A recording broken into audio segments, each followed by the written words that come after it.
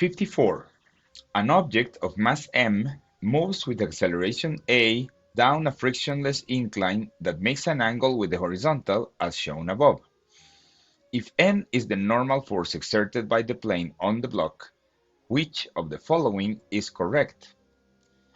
Now, this calls definitely for a free body diagram on the mass m, and this free body diagram includes only two forces because it says that the surface is frictionless.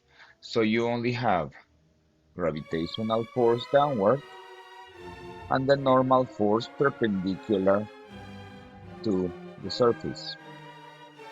Now the important part here is that your object can be analyzed by using an x coordinate that is going down the plane and a y coordinate perpendicular to the plane, and so the sum of forces in the y direction has to be zero because there is no acceleration in the y direction. So normal force minus mg cosine of theta has to be equal to zero.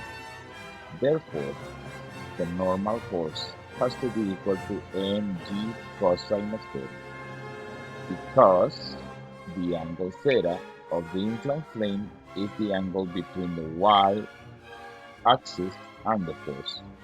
So your answer should be that the normal force, not the acceleration, the normal force has to be mg cosine of theta.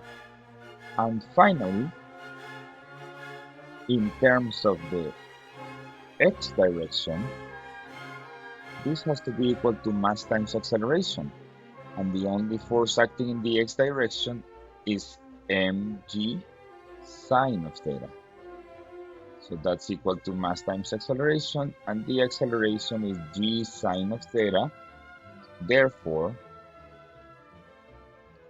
your best option is D.